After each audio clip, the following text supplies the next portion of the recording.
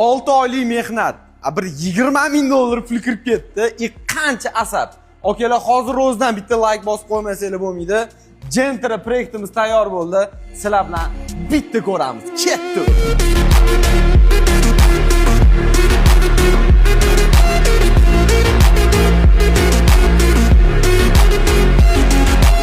Mashinalarga asal chiqdi-da, borib. Men bu mashinani polniy obzor qilmoqchi edim, lekin men bu imkoniyatni blogerlarga, auditoriyasi kattaroq yoki o'zini ustida ishlaydigan mobilograflar o'smoqchi bo'lgan ukalarimga bermoqchiman. Agar siz shu mashinani kelib, syomka qilib, o'zingiz sahifangizga joylab, eng ko'p prosmotr oladigan bo'lsangiz, aka, mendan bitta iPhone 17 podarka bo'ladi.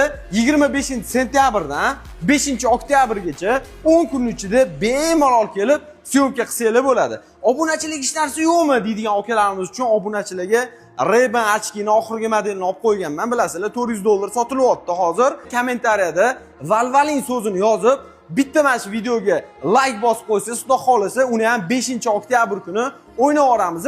Bitta o'rin qilmaymiz. Mayli, mana shu Ray-Ban ochkidan yana ikkita qo'shamiz. Ya'ni, birinchi o'ringa iPhone 17, ikkinchi o'ringa Ray-Ban ochki, uchinchi o'ringa yana bitta Ray-Ban ochki. Kommentariyada Valvalin yozgan odamga bo'lsa, yana bitta Ray-Ban ochki mendan podarka bo'ladi. Bu hammasi Valvalin kompaniyasi nomidan qilinyapti. Bilasizlar, bu mashinani yutib olish uchun hali ham bo'lsa kech emas.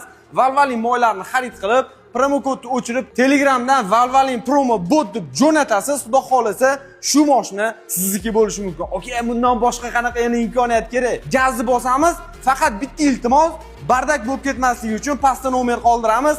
Telefon qilib kelasizlar, xudo xolasa, bitta syomka uchun 30 daqiqa vaqt ajratiladi. Manzil aeroport. Shundoq Krugdan pastga most tagiga tushganda Ibrohim avtotuning ishxonasida turibdi. Mana shu studiya sizlarni kutyapti. Akalar, iPhone 17 va 3 ta Ray-Ban ochkilarni sizlarniki bo'lishi mumkin. Bosamiz.